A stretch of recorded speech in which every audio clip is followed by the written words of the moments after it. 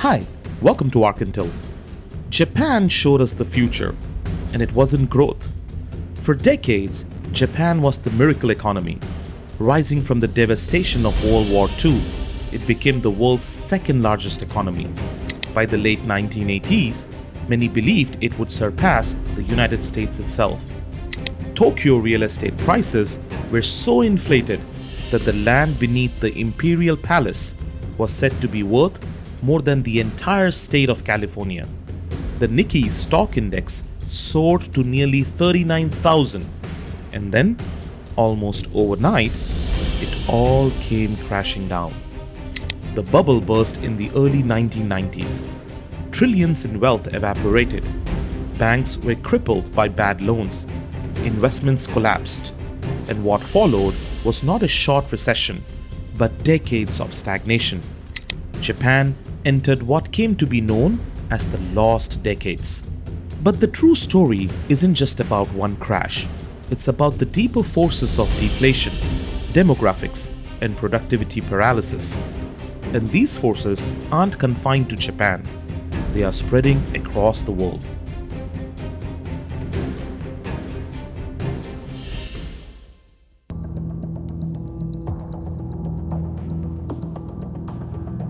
The bubble of the 1980s wasn't simply about markets. It was about psychology. Cheap credit fueled speculation, and optimism became mania. When it popped, the fallout was devastating. Deflation set in. Prices didn't rise, they fell. At first, that sounds like a gift, but in reality, it paralyzed the economy. Consumers delayed spending, knowing goods would be cheaper tomorrow. Companies held back investment, fearing shrinking demand.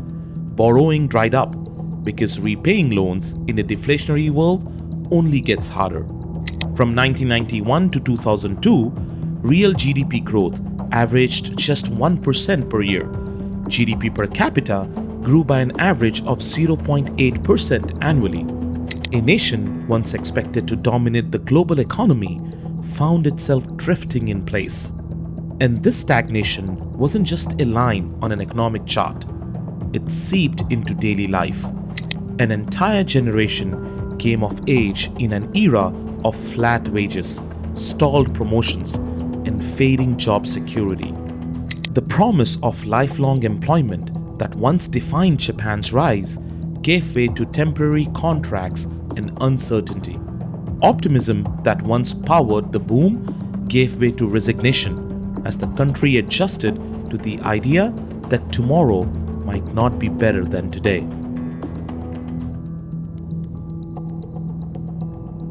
But the real crisis wasn't financial, it was demographic. Japan's population peaked at 128 million in 2008. Since then, it has been shrinking every year.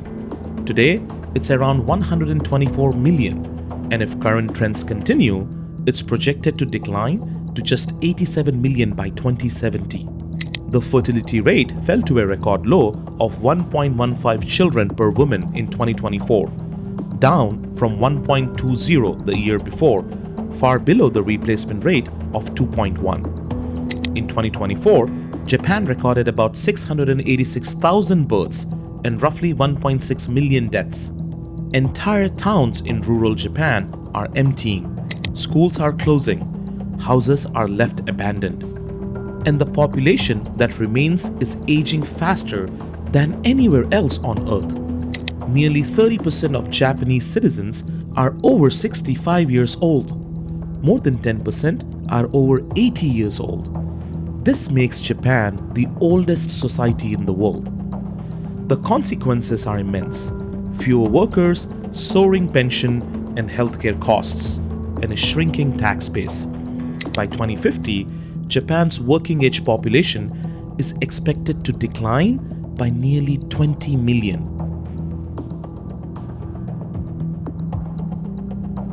A shrinking workforce can still be balanced by rising productivity, but Japan has struggled here too. Labor productivity growth has remained stuck below 2% annually for decades.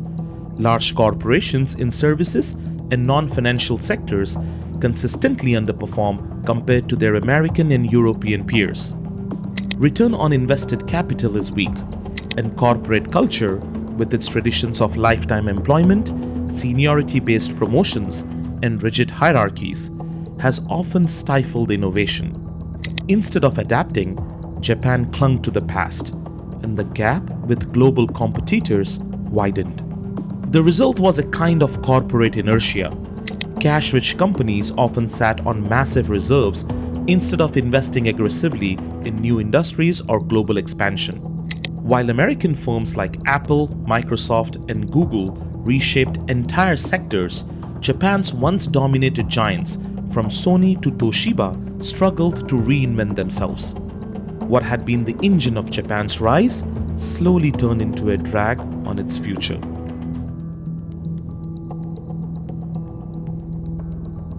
For years, many assumed Japan was unique, a strange case of bubbles and bad luck.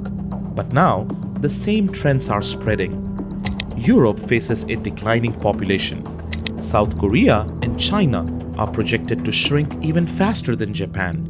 Even the United States, long shielded by immigration and relatively higher birth rates, is starting to feel the demographic pressure.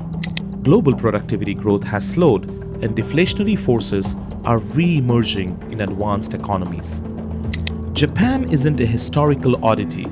It is a preview of what happens when an advanced economy collides with aging, stagnation, and policy inertia. And the danger is that other nations may find themselves trapped even sooner, without the decades of wealth Japan had to cushion the blow. If the world's major economies stumble into their own lost decades, the fallout won't just be national.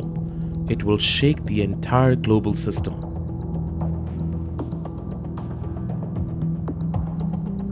Japan is trying to adapt. Immigration reform, once unthinkable, is gradually opening the door to foreign workers in industries like construction, farming, and elder care. Skilled visas are being expanded, but the numbers are still far too small to offset the demographic collapse. Technology is stepping in. Japan, already a global leader in robotics, is betting heavily on artificial intelligence. Studies suggest that with widespread adoption, AI could offset 60 to 80% of the productivity losses caused by demographic decline. Machines are increasingly filling roles in logistics, manufacturing, and even healthcare. At the same time, untapped labor is being reactivated. More women are joining the workforce, though participation still trails other advanced economies. Older workers are being encouraged to delay retirement and retrain, keeping them productive for longer. Social reforms are also underway. Childcare subsidies, baby bonuses, and flexible work policies aim to boost fertility. Pension and healthcare systems are being recalibrated to remain solvent as the dependency ratio worsens. And corporate reform, encouraging innovation, breaking rigid hierarchies, and reallocating capital, is slowly gaining traction. But none of these efforts alone are enough. Immigration, technology, social change, and corporate reform must work together. Otherwise, Japan risks sliding further into decline, and the rest of the world risks repeating the same mistakes. Japan's lost decades weren't just about a burst bubble. They were about what happens when economies and societies fail to adapt to seismic changes. They are a warning, etched in shrinking towns, in abandoned schools, in the quiet of an aging nation. And that warning is clear. If the world doesn't confront aging populations, falling birth rates, slowing productivity, and rigid systems, we too may face our own lost decades. Japan showed us the future. The real question is whether we can change course before that future becomes ours. If you found this video insightful, make sure to check out Turkey's Economic Balancing Act between East and West. In this video, we break down Turkey's deepening crisis from the collapse of the lira and runaway inflation to its precarious geopolitical balancing act between NATO, Russia, BRICS, and the EU, and ask whether it can stabilize before the fallout spreads globally. Click the video to watch now.